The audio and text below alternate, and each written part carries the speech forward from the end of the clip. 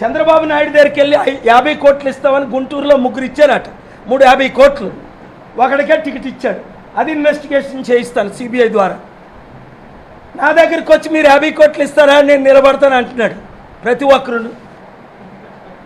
నీకెంత కావాలి అప్పారా, నువ్వు నిలబడకూడదా? ధనలక్ష్మి మీదగా ఇంట్రెస్ట్ లేదు, ఐకమత్యం లేదు.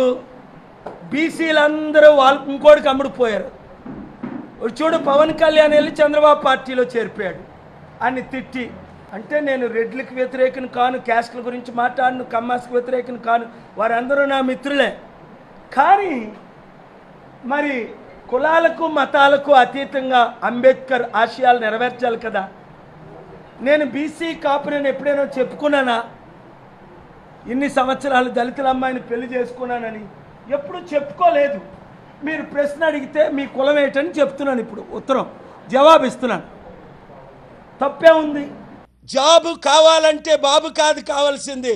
బాబు 14 సంవత్సరాలు ముఖ్యమంత్రి, ఎవరికైనా జాబులు ఇచ్చాడా? వాళ్ళు కొడుక్కిచ్చుకున్నాడు. ఇప్పుడు విశాఖపట్నంలో బాలకృష్ణ అల్లుడికి ఇస్తాడట, భరత్కి. ఎందుకు? ఆ కులమే వెళ్ళాలట మనల్ని 40 సంవత్సరాలు, ఈ కులమే వెళ్ళాలట 77 సంవత్సరాలు. ఆ 2 కులాలైనా మనల్ని వెళ్ళాలి. అసలు కుల పాలనని అంతం చేయమని పిల్లేస్తా.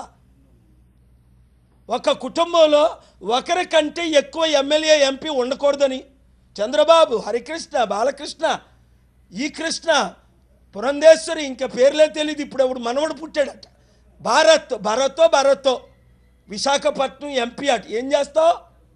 ఉన్నదంతా ఇవేనా ఉంటావు అమ్మిడానిక? ఈ కుల పాలన ఎందుకు?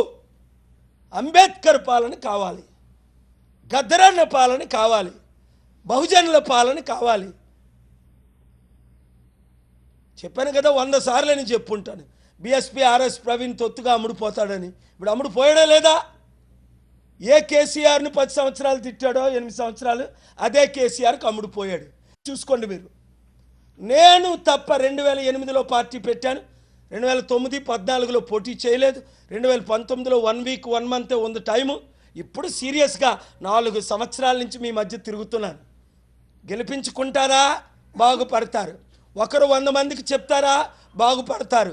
ఎమ్మెల్యే ఎంపీలు క్యాండిడేట్లు, గట్టి క్యాండిడేట్లు అందరూ నిలబడి ఒక నియోజకవర్గంలో 10 మంది ప్రజాశాంతి పార్టీ తరపున పోటీ చేస్తే ఉచిత విద్య, ఉచిత వైద్యం, నిరుద్యోగులకు ఉద్యోగాలు, మీరు రుణమాఫీ, రైతులకు రుణమాఫీ అన్నీ చేసి ఆంధ్రప్రదేశ్ని అమెరికా చేస్తా. ఎంపీ అయితే సెంట్రల్ మినిస్టర్, సీఎం అయితే 175 నియోజకవర్గాల్లో చారిటీ డబ్బు తీసుకొచ్చి గెలిపించిన నియోజకవర్గానికి మాత్రమే 100 కోట్లు ఇస్తానని అప్పుడు చెప్పాను. 2019లో టైం లేదన్నారు. రైట్, ఇప్పుడు టైం ఉంది కదా.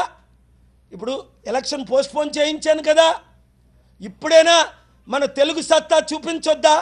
ఈ మోదీకి, మోదీ తొత్తులకి, బాబు పవన్కి చూపించాలా వద్దా? రండి కలిసి పోరాడుదాం. 7569441275 రవికుమార్ గారికి మీ రెజమీలు పంపించండి.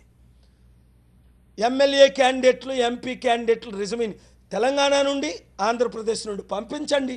పాలన రావాలి, పాలన మారాలని 120 మంది ఐఏఎస్, ఐపీఎస్ ఆఫీసర్లు, ప్రొఫెసర్స్, డాక్టర్స్, ఇంజనీర్స్, ఎడ్యుకేటెడ్ అంతా మనకే సపోర్ట్ ఇస్తున్నారు.